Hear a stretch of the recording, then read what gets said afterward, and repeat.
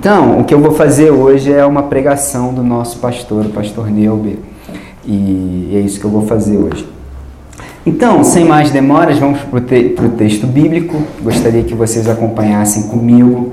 Está em Atos 11, 19 a 30. Se você quiser acompanhar na sua Bíblia, eu vou estar lendo na Nova Versão Internacional e eu vou projetar aqui no nosso projetor, tá bom? Como eu sempre faço. Então vamos lá. Os que tinham sido dispersos por causa da perseguição desencadeada com a morte de Estevão, chegaram até Fenícia, Chipre e Antioquia, anunciando a mensagem apenas aos judeus. Alguns deles, todavia, cipriotas e sirineus, foram a Antioquia e começaram a falar também aos gregos, contando-lhes as boas novas a respeito do Senhor Jesus. A mão do Senhor estava com eles e muitos creram e se converteram ao Senhor. Notícias desse fato chegaram aos ouvidos da igreja em Jerusalém e eles enviaram Barnabé a Antioquia. Este ali chegando e vendo a graça de Deus ficou alegre e os animou a permanecer fiéis ao Senhor de todo o coração. Ele era um homem bom, cheio do Espírito Santo e de fé, e muitas pessoas foram acrescentadas ao Senhor. Então Barnabé foi a Tarso procurar Saulo e, quando o encontrou, levou-o para Antioquia. Assim, durante um ano inteiro, Barnabé e Saulo se reuniram com a igreja e ensinaram a muitos. Em Antioquia, os discípulos foram pela primeira vez chamados cristãos. Agora vem uma parte que a gente ainda não tinha lido. Naquele tempo, alguns profetas foram de Jerusalém para Antioquia. Um deles, chamado Ágabo, levantou-se e, pelo poder do Espírito Santo, anunciou: haverá uma grande falta de alimentos no mundo inteiro. Isso aconteceu quando Cláudio era o imperador romano. Então, os cristãos resolveram mandar ajuda aos irmãos que moravam na região da Judéia, e cada um deu de acordo com o que tinha, e mandaram dinheiro por meio de Barnabé e Saulo, para que eles o entregassem aos presbíteros da igreja. Vamos orar? Pai amado e bendito, Deus do universo, Senhor dos senhores, eu te agradeço por essa reunião, eu te agradeço pelo privilégio que nós temos de poder nos encontrar aqui e podermos celebrar o fato de que o Senhor venceu a morte. E se o Senhor venceu a morte, nós temos esperança de que não há problema nem dor, nem dificuldade que não possa ser enfrentada por aqueles que confiam e temem no Senhor, porque nós somos seus filhos e o Senhor cuida de nós e nos ama. Agora, Pai, eu te peço em nome de Cristo Jesus que o Senhor esteja comigo, que a sua unção e seu Espírito Santo me usem para compartilhar da mensagem que o Senhor colocou no meu coração. Dá-me forças, não deixa eu falar bobagem, não deixa eu falar de mim, mas que eu fale a sua mensagem, somente a sua mensagem, e que eu seja escondido atrás da cruz de Cristo Jesus, o meu Senhor e Salvador. É que eu te peço em nome de Cristo Jesus. Amém. Uma vez eu fui numa igreja e eu achei interessante que logo no final da igreja o pastor virou e disse assim: agora nós vamos fazer um mover. E quando ele disse que o pessoal da igreja ia fazer um mover, eu achei uma coisa estranha, porque eu sou de igreja tradicional. Isso aqui é uma igreja mais tradicional. Quem é de igreja tradicional acha muito estranho algumas coisas que acontecem no meio evangélico. Eu não quero dizer isso porque eu quero ofender nem desrespeitar ninguém. Aliás, eu acho até muito bonito algumas das coisas que acontecem. Mas eu confesso a você que naquele dia eu achei algumas coisas muito estranhas. No mover, eu vi alguém colocando a mão a boca no chão, que as pessoas passam, e eu achei meio esquisito. O outro ficava rodando, o outro ficava gritando, e outros falavam uma língua que até onde eu não sei falar, nem parecia nada desse mundo. E eu comecei a achar muito estranho o que estava acontecendo naquele lugar.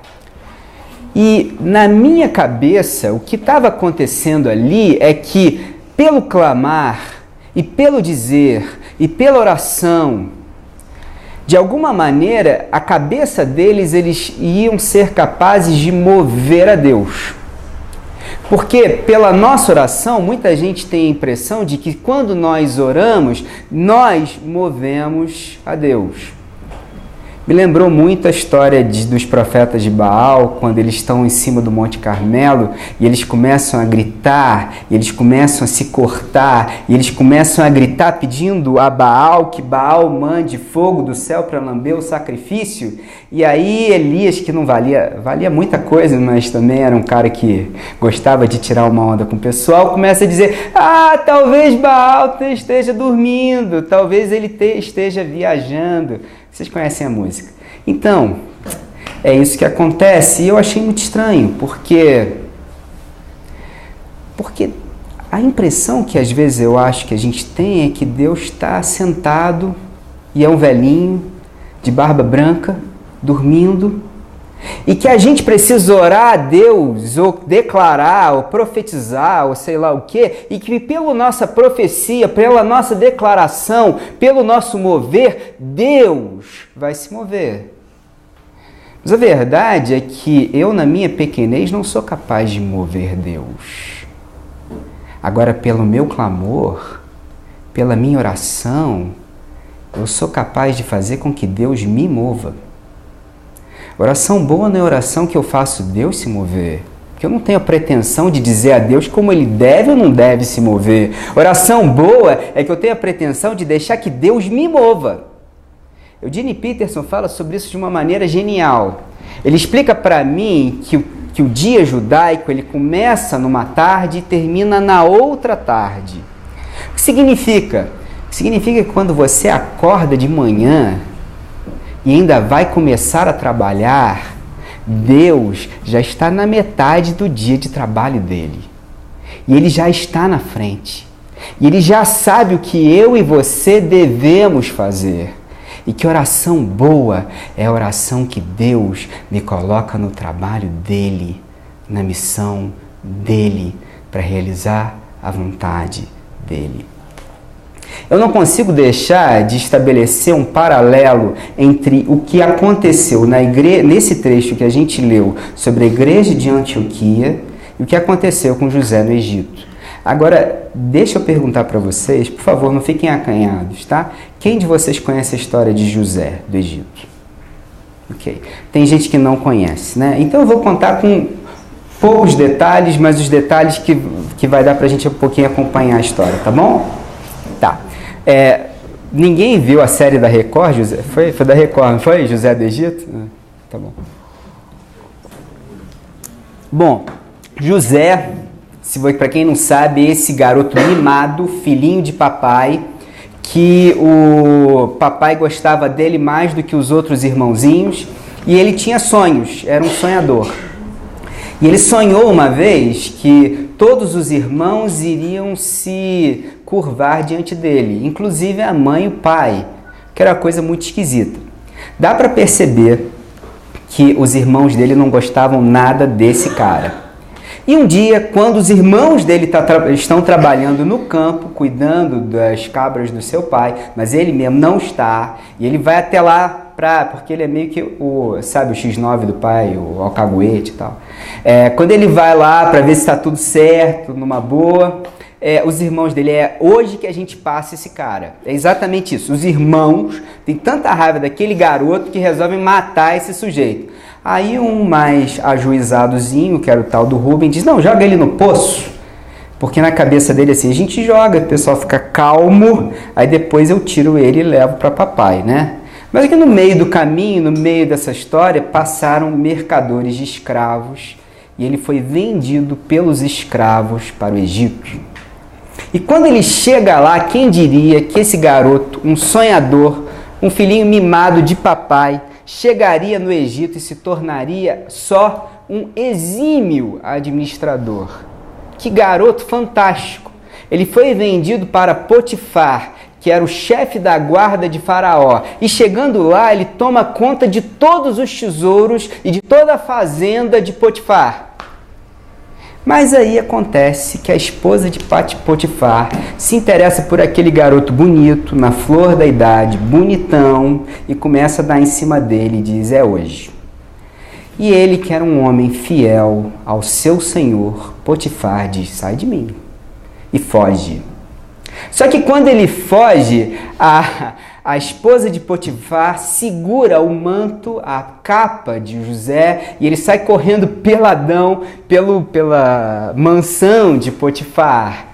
E aí ela começa a gritar: José tentou me violentar, José tentou me violentar. Você vê que ele fez tudo certo e ainda assim foi parar na prisão. E quem botou ele na prisão? Só Potifar. Só o homem a quem o faraó confia a vida. Então, a esperança desse homem sair da prisão é zero. Porque quem é que vai falar com o faraó? Porque só o faraó pode tirar ele de lá. Para esse cara sair de lá. Zero.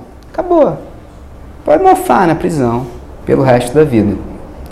Mas ele era um homem de sonhos. E Deus coloca sonhos no coração dele.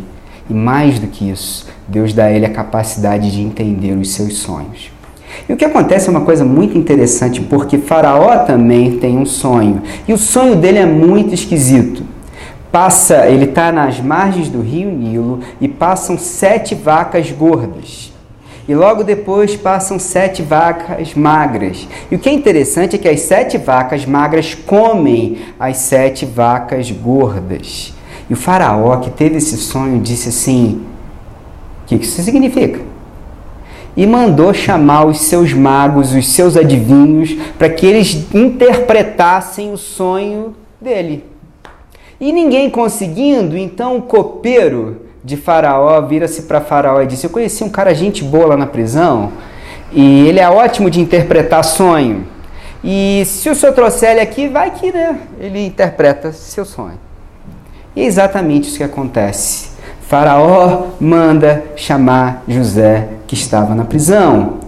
E José começa a explicar o sonho e diz para ele: é o seguinte, essas 7 vacas são 7 anos de fartura que aconteceram no Egito.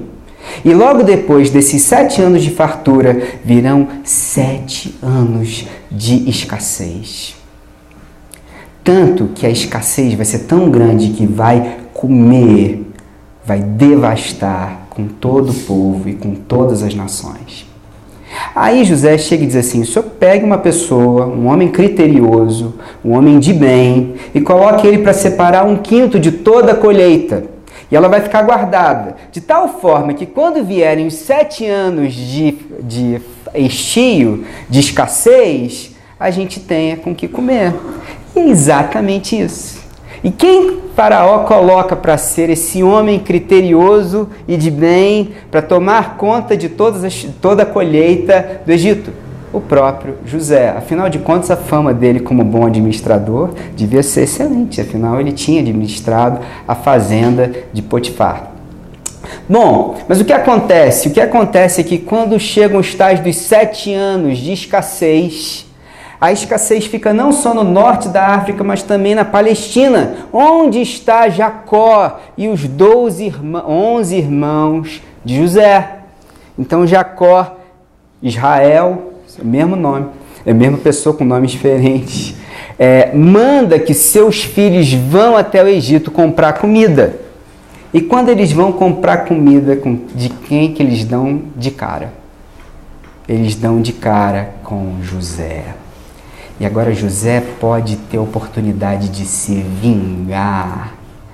Mas aí José, ao invés de fazer isso, ele vira-se para os seus irmãos e diz: é verdade que vocês planejaram aquela maldade contra mim, mas Deus mudou o mal em bem para fazer o que hoje estamos vendo, isto é, salvar a vida de muita gente. Não tenham medo, eu cuidarei de vocês e dos seus filhos. O que me parece interessante nessa história é que, mesmo quando alguém faz uma maldade com a gente, Deus é capaz de mudar o mal em bem. Mesmo quando uma grande maldade se abate sobre nós, um grande sofrimento, uma grande dor, Deus é capaz de reverter e transformar o mal em bem. Não há mal que se abata sobre a nossa vida que Deus não possa transformar o mal em bem. Pois essa mensagem é sobre isso. Essa mensagem é sobre como o mal pode ser revertido e Deus pode transformar o mal em bem, para que o bem seja a gente fazer a vontade de Deus na nossa vida. Porque a razão da vida da gente deve ser glorificar a Deus. Eu queria chamar a atenção para vocês do contexto desse texto que a gente leu lá em Atos 11. Qual é a história? A história é o seguinte, vamos lembrar um pouquinho do livro de Atos que a gente leu. Primeiro aparece Jesus aos seus discípulos e diz: quando o Espírito Santo descer sobre vocês, vocês receberão poder ou capacidade e serão minhas testemunhas em Jerusalém, em toda a Judéia e Samaria, até nos lugares mais distantes da terra. E olha, não é isso que acontece? O Espírito Santo vem sobre aquela galera e eles são empoderados do Espírito Santo de Deus, e Pedro começa a anunciar o Evangelho de Cristo Jesus, e de uma hora para outra 3.000 pessoas são convertidas, e aí surge aquela comunidade, aquela igreja em Jerusalém. E como é essa igreja linda em Jerusalém? Essa igreja linda em Jerusalém é uma igreja que persevera na doutrina dos apóstolos, é o que a gente vê lá em Atos 2. Transportando para os dias de hoje, seria uma igreja que estuda a Bíblia, que se debruça sobre o texto bíblico e deixa que o texto bíblico fale as nossas vidas. Eles se esforçam em fazer com que a Bíblia se aplique na vida deles. O que mais de interessante que tem lá nessa igreja de Atos 2? É uma igreja calorosa. É uma igreja que diz o texto bíblico que reparte o pão com alegria e singeleza de coração, de tal forma que as pessoas que estão em volta, olhando para essa comunidade, têm uma profunda simpatia por esse pessoal. É um pessoal que gosta de se reunir para assistir jogo da Copa. É um pessoal que gosta de se reunir para fazer arraial. É um pessoal que gosta de se reunir para assistir filme no telão. É gente que gosta de estar junto e compartilhar do amor fraternal que nós vivemos em Cristo Jesus. O que mais? É uma igreja que cuida uns dos outros. É uma igreja que diz assim: o meu carro é o seu carro, a minha casa é a sua casa, o meu pão é o seu pão. E eu ainda digo que é mais. É uma igreja que diz assim: a sua dor é a minha dor. O seu sofrimento é o meu sofrimento. A sua doença é a minha doença. Os seus problemas são meus e nós compartilhamos uns dos outros das mesmas alegrias e das mesmas dores. Igreja linda, mas ela tem um problema.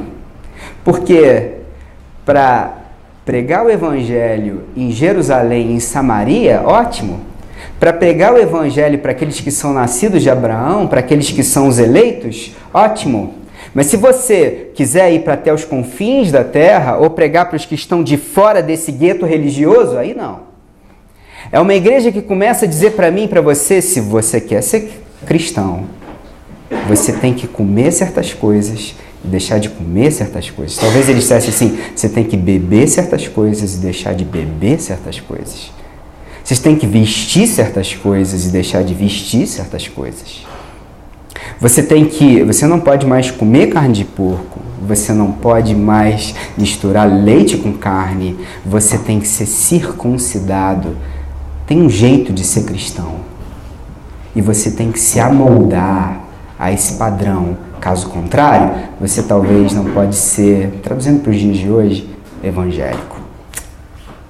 É uma igreja profundamente legalista e que insiste em dizer para mim e para você que a base do cristianismo é seguir regras e não ter as regras, os princípios de Deus gravados no seu coração. Pois é. Pensem bem no que está acontecendo com essa comunidade. O sujeito recebe o dom do Espírito Santo de Deus. E pela primeira vez na vida, ele é uma pessoa que é restaurada. Ela entende que Deus não é um juiz, que Deus não está aqui para julgar a gente pelas nossas atitudes. Aliás, Deus jamais nos julgará pelo que nós faremos ou deixamos de fazer. Mas Deus é um Pai amoroso que quer que a gente tenha o caráter dele, que quer levar a gente pelo caminho e nos ensinar a ser como ele. É gente que é curada, mas muito mais de ser curada da sua cura física, é gente que foi curada dos machucados espirituais que estão dentro da sua alma, que agora sabem que são amados por Deus, mas não só amados por Deus, mas amados por pessoas. São valorizados naquela comunidade e agora elas sabem que tem valor. E uma pessoa que agora é amada, é curada, é restaurada, o que ela faz com esse dom do Espírito Santo? Nada. Cruza os braços. Vem domingo numa reunião que eles chamam de culto, ou todos os dias num culto, ou procura a igreja quando precisa algum favor de Deus, ou vive se dialogando com Deus na base da troca ou do escambo. É uma igreja que ainda não entendeu a graça e ainda não entendeu que nós estamos aqui para fazermos a diferença no mundo, sermos sal da terra e luz do mundo. Jesus fala muito bem de gente assim, ele diz, gente assim é como uma vela que ao invés de estar em cima do quarto, foi colocada debaixo da cama, onde não pode iluminar nada. Gente assim é como sal que não tem gosto. Sal sem gosto só serve para ser jogado fora. Gente assim é como um funcionário que recebeu recursos, dinheiros do seu patrão e colocou esses recursos debaixo do colchão. E veio a inflação e corroeu tudo. Gente assim é gente que recebeu talentos de Deus, mas não colocou seus talentos na missão. Mas quando eu vejo a comunidade que está se formando em Antioquia, eu vejo uma comunidade completamente diferente. Veja o que a Bíblia diz para a gente dessa comunidade de Antioquia. Porém, quando o Espírito Santo... sobre essa comunidade de Antioquia. Notícia desses fatos chegaram aos ouvidos da igreja em Jerusalém. E eles enviaram Barnabé a Antioquia. Este ali chegando e vendo a graça de Deus, ficou alegre e os animou a permanecerem fiéis ao Senhor de todo o coração. Qual é o motivo da alegria de Barnabé? A graça de Deus. A graça de Deus é a alegria de Barnabé. E aí, qual é a atitude de Barnabé estando alegre em ver a graça de Deus? Então Barnabé foi a Tarso procurar Saulo e quando o encontrou, levou-o para Antioquia. Assim, durante um ano inteiro, Barnabé e Saulo se reuniram com a igreja e ensinaram a muitos. Queria compartilhar com vocês o que está acontecendo aqui, porque talvez você não tenha entendido. O que é o ambiente da graça de Deus? Deixa eu ler para vocês. O ambiente da graça de Deus era tão marcante em Antioquia que Barnabé foi até Tarso para trazer com ele Paulo. Eu arrisco dizer que Paulo não conseguiria entrar para a história do cristianismo pela porta de Jerusalém. Foi aqui pela porta de Antioquia que um homem que no passado foi um assassino cruel, um fanático violento, um legalista extremo foi recebido como irmão e enviado como apóstolo. O que isso ensina para a gente? Ensina para a gente que a comunidade de discípulos de Jesus é o ambiente da graça. A igreja de Cristo é um lugar onde as pessoas têm a chance de construir uma nova história. A comunidade de Cristo é o lugar onde as pessoas podem fugir dos rótulos que a vida etiquetou na testa. Na comunidade de Cristo não importa tanto por onde os seus pés andaram, mas sim para onde eles estão apontados agora. O ambiente religioso rotula. O ambiente da graça liberta. O ambiente religioso restringe. O ambiente da graça amplia.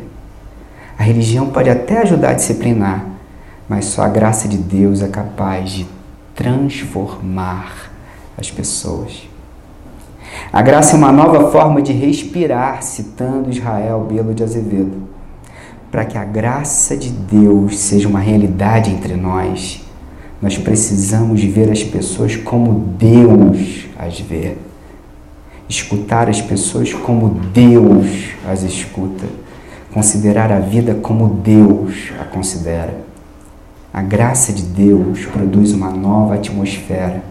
E é nessa atmosfera que nós agora respiramos, que nós agora vivemos. O que aconteceu aqui foi o seguinte. Primeiro Jesus vira-se para os seus discípulos e diz: vocês receberão poder. E aí esse pessoal recebeu o poder e criou uma igreja ensimesmada, voltada para si mesmo. Então acontece uma grande perseguição em Jerusalém e todo mundo é empurrado para fora do seu gueto religioso. Todo mundo é empurrado de fora do seu crentez. Todo mundo é empurrado de fora do seu lugar comum. Todo mundo é empurrado de fora de ver as coisas dentro do seu pequeno círculo de mundo. E agora o círculo é ampliado e Deus agora começa a alcançar pessoas que estão do lado de fora. Deus nos empurra a ser um ambiente da sua graça. E a graça não se conforma em ficar onde está.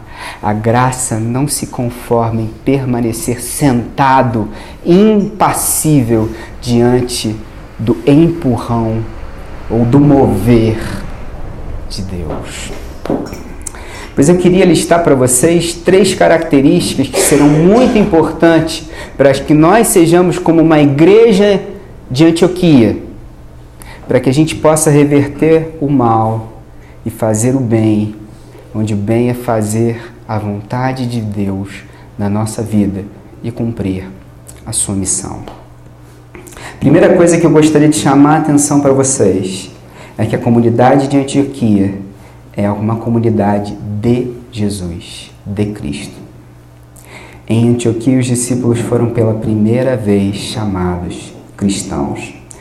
Ontem o Rafael estava compartilhando com a gente no Cappuccino e explicou o que significa ser cristão. De onde vem esse sufixo ione em latim? Daí vem a palavra cristiano. Não é o CR7. Não é isso. Existiam, por exemplo, se você quisesse falar de alguém que era seguidor de um partido, como por exemplo o partido de Herodes, você era um herodiano. Provavelmente esse chamamento, esse xingamento fosse pejorativo, né? Essa alcunha fosse pejorativa. As pessoas eram chamadas de herodianos e, por um outro lado, aquele cara maluco que esse pessoal diz que ressurgiu dos mortos e é rei sobre a vida deles, só que esse reino é invisível e a gente não vê aparecer. Como assim? É do partido dos cristãos. Pois é. Mas uma coisa interessante sobre a gente entender sobre o que significa ser cristão é que também ou manifesta uma nova realidade, a realidade do reino dos céus. Para muita gente, ser cristão é não ir para o inferno. Você aceita Jesus, você não vai para o inferno e é isso aí. Para muita gente, ser cristão é você aceita Jesus para não ir para o inferno. Mas uma coisa que cada vez aumenta mais no meu entendimento é que muito mais do que essa salvação de não ir para o inferno, é um processo de conversão para me tornar cada vez mais um cristão, ou alguém que reflete o caráter de Jesus na minha vida. Estava conversando uma vez com um pastor, já contei essa história antes, e ele sabe que eu sou físico, e ele estava me contando que sobre as anãs brancas, é um tipo de estrela que tem uma determinada temperatura, e ele disse assim, são verdadeiros lagos de fogo que ficam lá no céu, então Deus poderia usar perfeitamente esse lugar para ser o inferno, e eles vão ficar lá queimando. Aí eu perguntei uma coisa que foi maldade da minha parte, hoje eu, um pouquinho mais maduro, sei, eu virei para ele e perguntei, qual é a temperatura que a alma queima? Porque... E aí eu comecei a perceber que inferno é um estado de espírito. E o que é mais triste é que o céu e o inferno podem começar aqui Eu não estou dizendo que não existe inferno e nem que não existe céu. A verdade é que a gente sabe muito pouco sobre céu e inferno, mas o céu e o inferno são um estado de espírito. Quando alguém pisa no meu calo, quando alguém me machuca, a única coisa que é capaz de me restaurar e perdoar é porque existe um Deus e a graça de Deus é testemunhada ao meu coração e à minha vida. Quando eu vejo alguém fazendo alguma coisa errada do meu lado, a única coisa que me impede de não tomar as rédeas desse mundo e eu mesmo me vingar pelo aquilo que aquela pessoa fez de errado é porque eu sei que existe um Deus e a graça de Deus invade a minha vida. O que me faz estar alegre em ver uma criança que acabou de nascer e ver que naquela criança há um mundo de possibilidades é porque a graça de Deus me invade. É porque Deus existe, a sua graça está em nós. Porque como disse o profeta Joel, Deus derramou o seu Espírito sobre toda a carne. É que eu olho para o mar e digo, Deus está no mar. Agora imagine um lugar em que a graça de Deus não entra, em que Deus não se aproxima, porque você optou por não deixar que Deus entrasse na sua vida. É um lugar de acusação, é um lugar de remorso, é um lugar onde não habita o perdão, é um lugar onde a dor e o remorso te corroem. Para muita gente eu estou descrevendo uma igreja, não, eu sei. Para muita gente isso é a visão que eles têm de igreja. Mas a igreja deveria ser o céu. A igreja devia ser o paraíso. A igreja devia ser o lugar que você vem machucado e a gente está disposto a curar. A igreja devia ser o lugar em que as pedras são deixadas no chão. A igreja deveria ser o lugar onde, se você estiver disposto a ouvir e amar e conhecer a Deus, nós, com a nossa vida, nós vamos ensinar o Evangelho de Cristo Jesus, não só através da Palavra de Deus, mas com as nossas atitudes, com o nosso testemunho maior, que é a nossa vida. A verdade é que a gente sabe muito pouco sobre céu e inferno, mas eu queria compartilhar com vocês uma história que eu contei ontem. Uma vez, alguém contando sobre o que era o céu e o inferno, disse assim: o inferno é um lugar maravilhoso, cheio de comidas maravilhosas, torta de maçã, sushi, sashimi, eu não sei. Aquelas coisas maravilhosas, canudinho de doce de leite, igual tinha aquela canjica maravilhosa, aquele caldinho de feijão. Olha, ontem estava 10, você perdeu, viu? Lindo. Só que as pessoas estão diante da mesa e os seus cotovelos estão virados para trás. E elas não conseguem levar o alimento à boca, porque o seu cotovelo está virado para trás. E elas estão chorando e murmurando amarguradas, porque não conseguem se alimentar. Isso é o inferno. E aí, alguém foi até o céu. E o céu também era um lugar que era uma mesa farta com essas comidas maravilhosas que a gente tinha ontem no Café na Roça. Mas o que é estranho é que todos estão rindo, estão conversando, todo mundo está adorando aquele lugar, mas os cotovelos continuam virados para o lado errado. E elas continuam não podendo levar a comida à boca. Porque cada um pega a comida que está à sua frente e alimenta o seu companheiro que está do lado. Céu é um lugar que manifesta a graça de Deus, porque a graça de Deus é compartilhar aquilo que Deus me deu, para que aquilo que Deus me deu seja bênção na vida do outro. E isso é a graça de Deus. Uma outra coisa que eu vejo nesse texto é que a comunidade de Antioquia é a comunidade da generosidade. O que a gente vê, vocês viram um relato bíblico.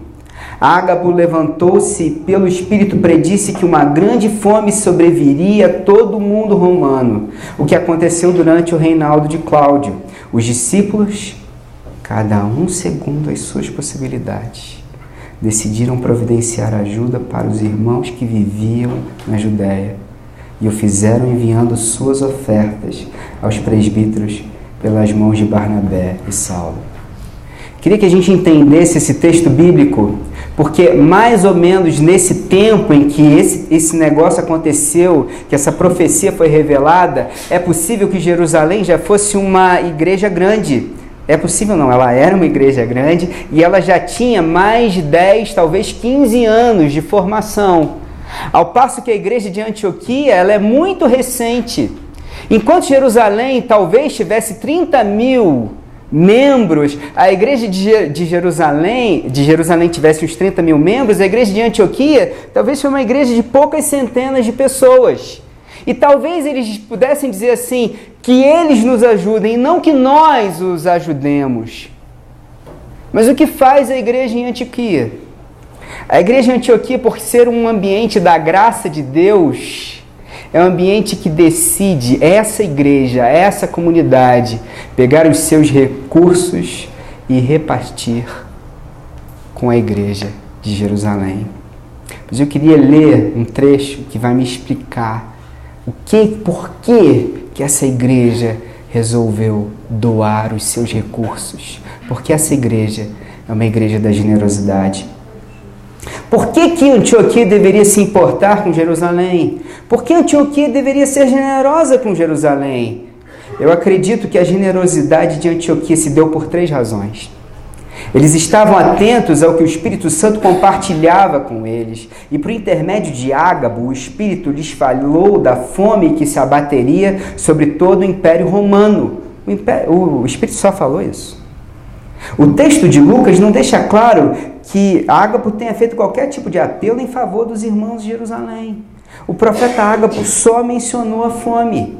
Os irmãos de Antioquia disseram, virá fome sobre nós, então nós temos que socorrer os irmãos que estão em Jerusalém. Nós temos que ajudá-los. Nós temos que fazer alguma coisa por eles. Primeira, eles estavam atentos a ouvir o Espírito Santo. Segunda coisa, todos se sentiram impelidos a participar. A oferta para a igreja de Jerusalém não é um desafio para uns poucos, mas para todo mundo. Todos contribuíram de acordo com as suas possibilidades. Terceira coisa, eles estavam comprometidos em sustentar o testemunho do Evangelho. Por mais que Jerusalém fosse uma comunidade com diferenças, por mais que o Evangelho de Jerusalém tenha chegado em Antioquia por meio da perseguição, a verdade era que Antioquia só pode existir porque Jerusalém existiu um dia. Manter os irmãos em Jerusalém era sustentar o testemunho do Evangelho. Aí eu viro para você agora, hoje, e digo assim, quais são os recursos que Deus colocou na sua frente? Talvez você diga para mim, foi uma sala de aula. Talvez você diga para mim, foi uma loja. Talvez você diga para mim, é a empresa júnior. Talvez você diga para mim, é um canteiro de obras. Talvez você diga uma repartição pública, um projeto de arquitetura, um projeto de pesquisa. Qual é o recurso que Deus colocou diante de você? Para que você possa usar os recursos que Deus colocou para levar adiante o testemunho de Cristo Jesus e não deixar que a chama do Evangelho se apague. Quais são as experiências que Deus colocou na sua vida? Talvez tenha sido uma doença incurável que se abateu sobre um familiar seu. E agora Deus te dá a oportunidade de transformar o mal em bem. Porque se Deus te restaurou, você, alguém na sua família, alguém que você conhece, ou alguém da sua comunidade de fé estiver passando pela mesma situação, você sabe se colocar no lugar dela. Sabe ir ao encontro dela e dizer, nosso Deus é maior do que isso. Não tenha medo. Eu passei por isso. Vamos enfrentar juntos. Se você precisa de um ombro para se apoiar, está aqui o meu. Talvez tenha sido uma traição.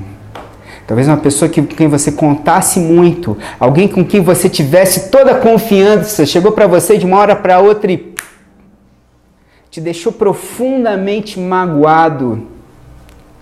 Deus te dá a oportunidade de transformar o mal em bem.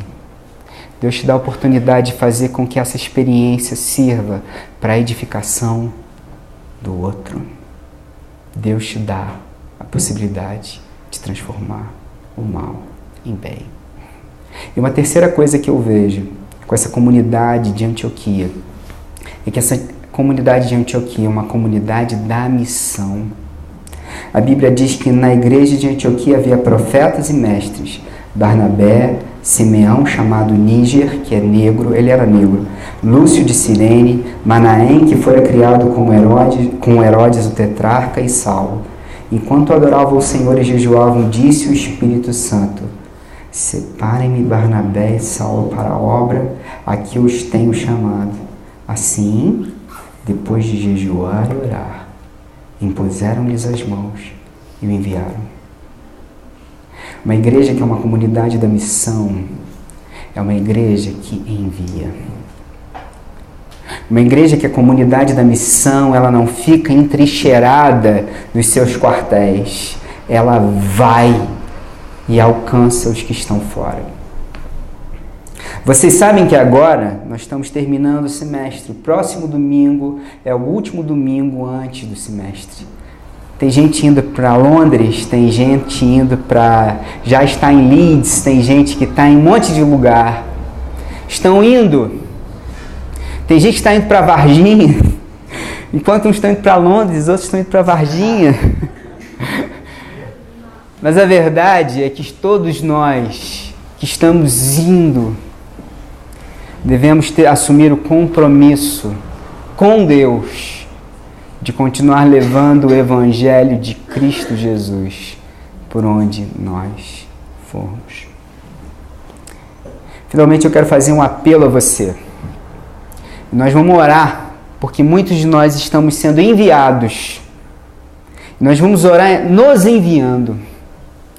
Mas eu quero fazer um apelo a você a espelhar-se com a comunidade de Antioquia, a ter a identidade de Cristo Jesus, de amar e servir ao próximo, alimentar o próximo com aquilo que está diante de você.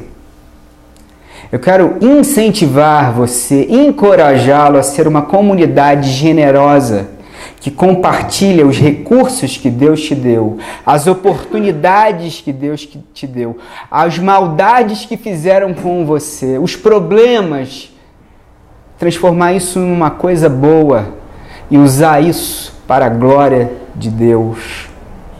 Em outras palavras, eu quero que a gente seja uma comunidade da graça de Deus. Queria terminar lendo um último trecho. A pergunta é: por que estamos juntos? Para nós, da Igreja Batista da Orla, para nós, da Igreja Batista Café de Graça, como comunidade dos discípulos de Jesus, está claro que nós existimos para fazer a missão de Deus neste mundo. Nós existimos para levar adiante a missão de Jesus. Nós fomos enviados por Jesus para o mundo do mesmo jeito que o Pai enviou Jesus. Mas como iremos realizar nossa missão no mundo? O que é que iremos fazer? Da seguinte forma: nós decidimos levar o Evangelho para os sem religião e para os sem igreja. O que isso significa? Que nós decidimos ser uma comunidade da fé para aqueles que não gostam de religião, para aqueles que não gostam de igreja. Nós decidimos convidar essas pessoas para conviverem conosco, para andarem conosco, não só para conviver no contexto religioso, nas dependências da igreja, mas para compartilhar a vida. Nós decidimos apresentar o Evangelho para essas pessoas sem o jargão religioso e sem o sotaque crentez. Nós decidimos apresentar o Evangelho não apenas como uma mensagem, mas isso é mais importante, como um estilo de vida.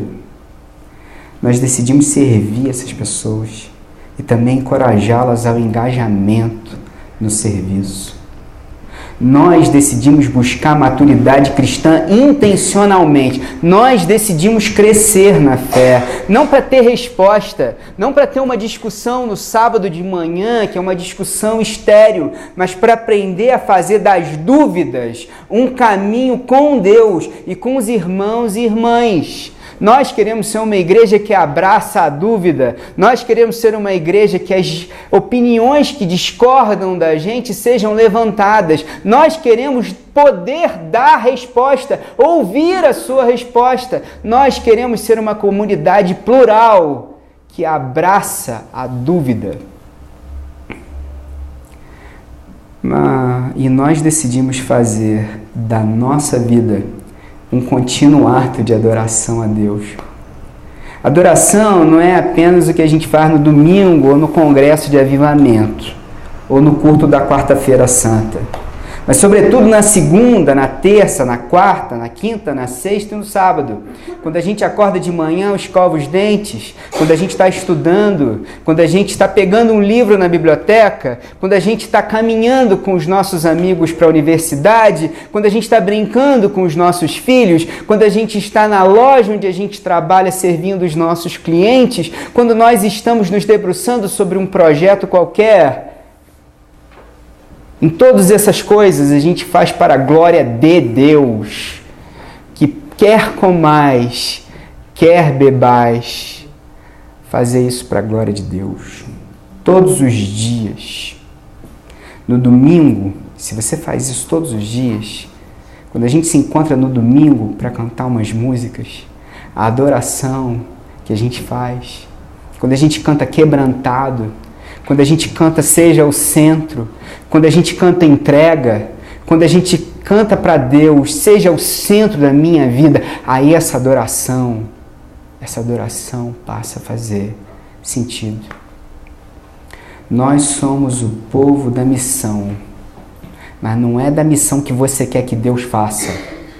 Não é da missão que você se esforça em fazer com que Deus faça para você. Nós somos a missão que Deus está fazendo e nós oramos a Deus pedindo a Deus para que Ele nos coloque na sua missão, porque nós não temos a pretensão de dizer para Deus o que Ele deve fazer. Nós queremos que Deus nos diga o que Ele quer que a gente faça. E nós decidimos fazer isso juntos nessa família, que a gente chama de igreja, dessa igreja chamada Café de Graça.